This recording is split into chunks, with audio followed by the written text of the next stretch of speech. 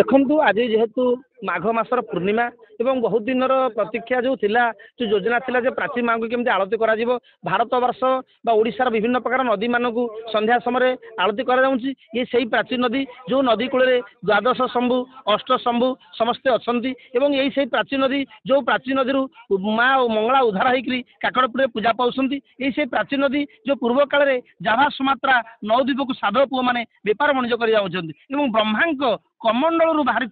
ये प्राची नदी गंगा ठारू 100 वर्ष बड़ एवं प्रत्येक पूर्णिमा एमती प्राची नदी की आरती करा वंदापना कर आज अत्यंत मनोरम दृश्य है हजार हजार संख्यार भक्त मातृभक्त मैंने रुंड हेले माँ को आरती कराला अत्यंत मनोरम दृश्य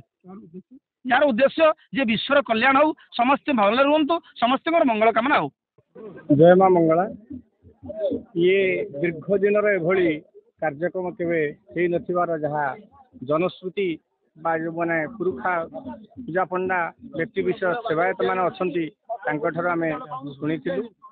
ये परिकल्पना आम मान नुहे यह जगत जननी माँ मंगला इच्छा सी क्या कंठरे केउं समय केतबले विराजमान करती क्या केतबले निर्देश दिखती से ही केवल जानती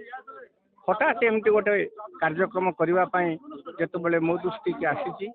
भक्तों पाखे भक्त आसी आम पाखे पहुँचती मंदिर प्रशासन तरफ आम यथोचित साहाय्य करने प्रयास जारी रखी जहाँ आज प्रथम ये माघ मास